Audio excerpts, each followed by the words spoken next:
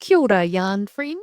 Long-time readers will notice that there is a new feature at the top of this email.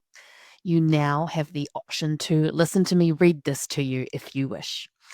I'm a little embarrassed to admit it took a visually impaired person testing out my membership for me to think of this, and honestly, I wish I'd done it from the beginning.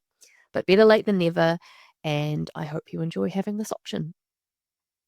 That said, lots of new people have joined my yarn wagon recently, and I have been meaning to do a reintroduction because I've evolved a lot since Wool on Wheels turned up on the map. So here goes. Kia ora. I'm Julie, an Asian New Zealander that calls Singapore and Aotearoa home. I grew up in Botany Downs and now live in the Hunua Ranges, which is very south Tamaki Makaurau, Auckland. I have a partner and a doggy dog. My parents still live in Botany and they have hosted several stock takes at their house in the past. I have a sister who lives in Mohua, Golden Bay, a brother who lives in Te Awa, Kairanga ki Kai, which is Lower Hutt, and another brother in Denmark. So basically, the English spelling is the phonetic and Denmark is how it's spelt. Wool on Wheels grew out of a Facebook meme, and I'm wool famous for collaborating with indie dyers, knitting pattern designers, and accessory makers, and doing pop ups around the country showcasing their amazing products. 2018 was the first national tour where I was overly ambitious and did 20 pop ups in 7 weeks between Auckland and Gore. I've done a couple more national tours since then, now have annual seasonal retreats, a craft membership, and a podcast. Somehow I kept things going through COVID, and now I'm navigating mahi, whānau, and self-care to keep Wool on Wheels on the calendar. In between all that has been an ongoing cultural heritage journey and a side serve of social justice, which turned into the main serve when I was rallying against the Regulatory Standards Bill. I know many people use craft to connect with self and disconnect from the awfulness that is going on here and overseas, but I think it's important to acknowledge the privilege that comes with being in a position to step away from things that are difficult and challenging. That's not to say that we don't have our own personal challenges and difficulties that come from other disadvantages, but if you have the space to switch off, do spare a moment to be grateful for that space and cherish it because rest is important. And I say that because even though I have a lot of fortunate things going for me, it's been a very long while since I've felt rested. I often struggle to answer the question, how are you? Because I need to evaluate who is asking and therefore how honest I want to be. However, my latest answer is, I'm better. And that feels like such a big achievement given the state of things right now.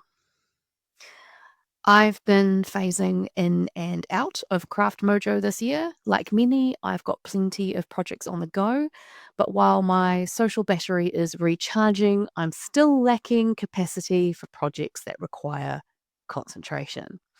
So if it's simple, that's what I've been working on, and was quietly thrilled when I saw that Katie from the Knit Nook is hosting a Finnish Frog Save Olympics this month, which I will use to spectate the West MCAL, which is also this month. If that sounds a bit cryptic, please let me introduce you to Stephen West, who has been hosting an epic knit along for many, many years. This year, the name of it is Mystical, which admittedly has me intrigued, but I tried the MCAL thing a few years back with Slipstravaganza and bowed out after clue 3. Sorry, so a mystery knit along is a pattern you purchase, but you don't get the pattern straight away. It gets released over 4 weeks with 1 clue per week, so everyone on the bandwagon is working on it at the same time. It's a pretty cool concept, and I definitely recommend giving it a go at least once for the experience. And while I'll be a happy spectator, I will, of course, put kits together for folks who would like to give it a whirl. Now that I'm rambling from one paragraph to the other, I've gathered all the things I would hyperlink and tuck them in at the bottom of the email.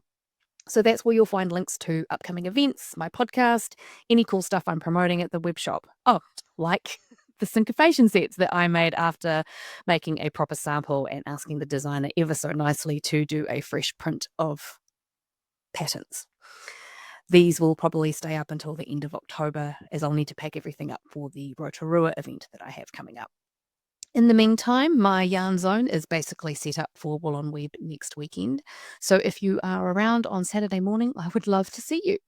This is being run on Google Meet, so you're able to beam in to ask me about yarn. I can rummage for options if you're trying to match something to stash. You can show me your stash and I can help you project plan. You can show me projects from yarn that you bought from me ages ago, or simply stitch and chat. It's access to the delightful yarn inventory and whatever knowledge I possess for a couple of hours. I'm going to be doing this most months, but this one will be the first one, and I'd love to not be Nigel No Friends. And I say most months because trying to do stuff in December and January is optimistic. So I like to try and switch off as much as I can in those months, which also means no newsletter in those months. And it may not seem like it on socials, but that's because I schedule stuff like a good little business person. Past Julie is pretty good at channeling future Julie.